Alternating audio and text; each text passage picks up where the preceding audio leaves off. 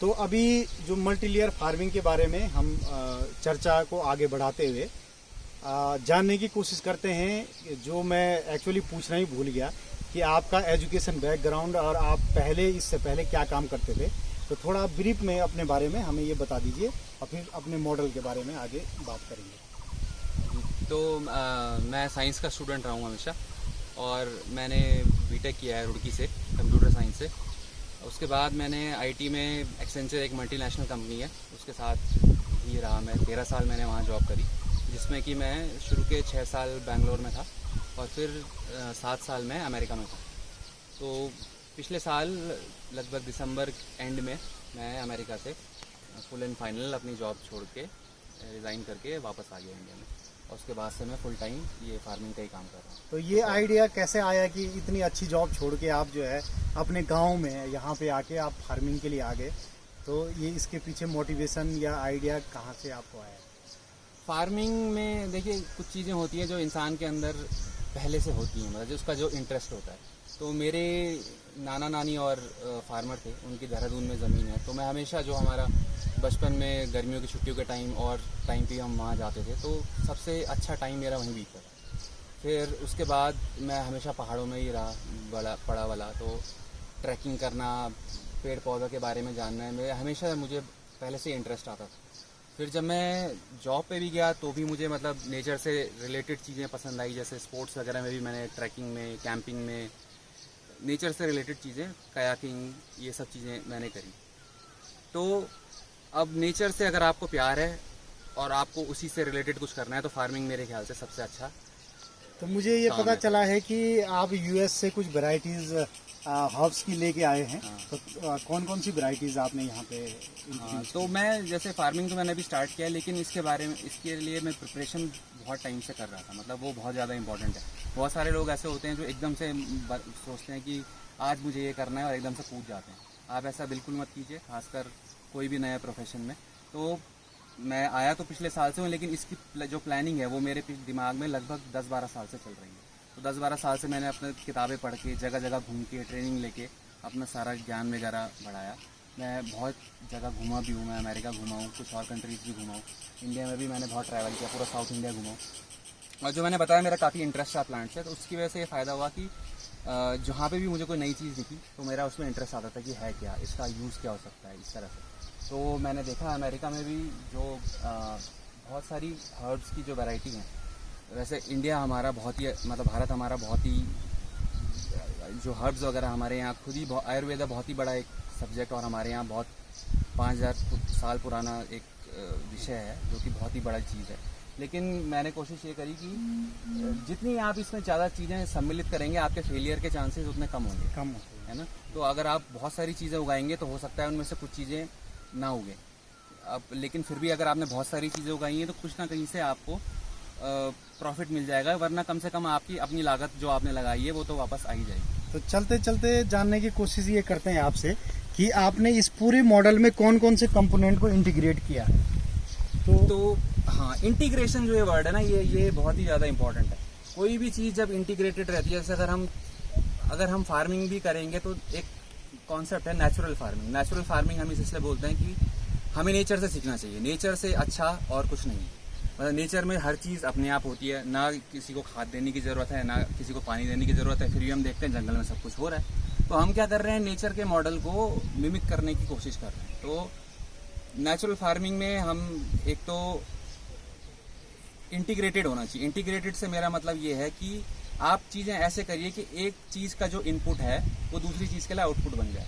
For example हम क्या कहेंगे कि इसमें गौ पालन भी बहुत ज़्यादा ज़रूरी है। खासकर अगर आपके पास जो हमारी देसी गाय होती हैं भारतीय नस्ल की, वो हो तो वो बहुत ही अच्छा है।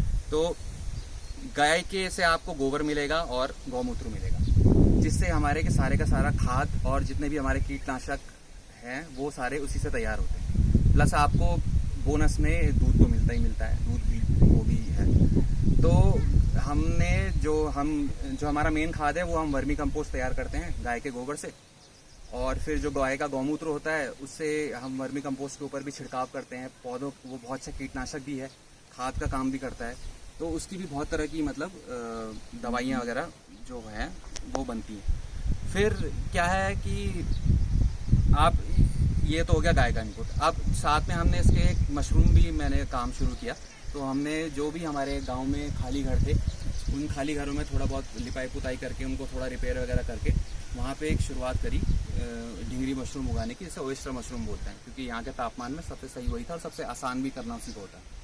तो जो हमारी फसल से हमें, आपने मान लो कोई दाल उगा रखी है, सोयाबीन उगा रखा है या भट उगा रखा है, उसकी जो खली होती है वो आपका मशरूम उगाने के लिए इनपुट है। आप सोयाबीन की खली ले सकते हैं, आप पराल ले सकते हैं, आप जो गेहूं के बाद भूसा होता है, भूसे वाली जो चीज़ है, आप कुछ भी इस्तेमाल कर सकते हैं मशरूम उगाने के लिए। आपको उसको स्टरलाइज करना है तो आपका खेत का जो एक, लोग बहुत सारी जो अपनी बाद में ये जला देते हैं जिससे प्रदूषण होता है, उसकी जगह आप उसको मशरूम उगाने के लिए इस्तेमाल कर सकते हैं। तो आपने अभी तक जो क्रॉप ली है इस मॉडल से, सपोज आपने मशरूम की बात किया, तो आप मशरूम हार्वेस्टिंग कर चुके हैं। हाँ जी।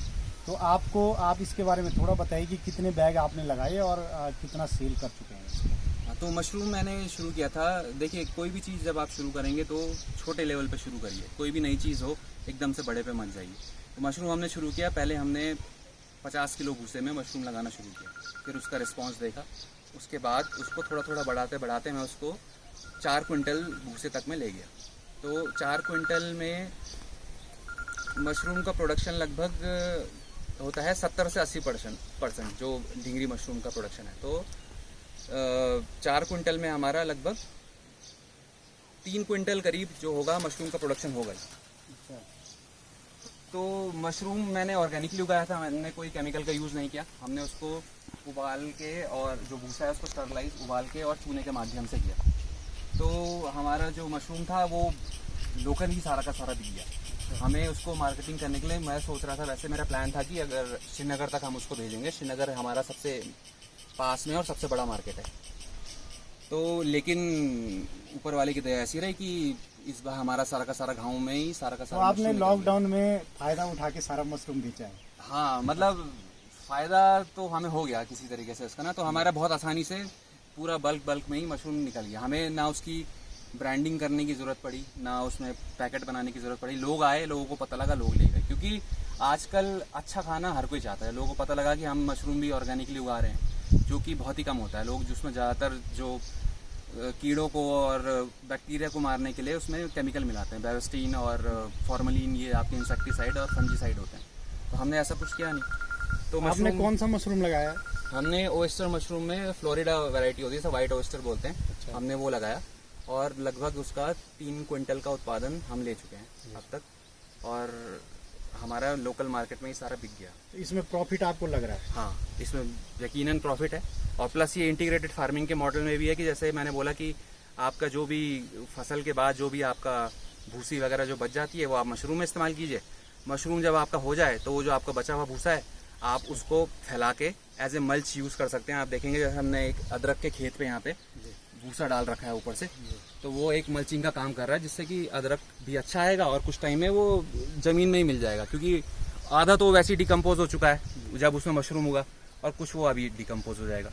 आप चाहें तो ये इस भूसे में भी माइसीलियम रहता है, माइसीलियम बहुत न्यूट्रिशियस रहता है, तो आप इसमें थोड़ा गुड़ वगैरह मिला के इसको चाहें तो अपने गाय वगैरह को भी खिला सकते हैं। ये उनके लिए भी बहुत अच्छा है क्योंकि ये ऑर्गेनिक है, इसमें कोई केमिकल भी नहीं है, तो आप आराम से इसको पशु को भी खिला सकते हैं। तो अगले वीडियो में थोड़ा जानने की कोशिश ये करेंगे, जो हमारा बचा हुआ पोर्शन है उसमें उद्यानीकरण पे भी काम हुआ है और कौन सा बगीचा यहाँ पे ये इस्टेब्लिश करने की कोशिश कर रहे हैं, वो हम ऊपर की तरफ इनका जो बगीचा है वहाँ पे जाके देखने की कोशिश करते हैं। धन्यवाद।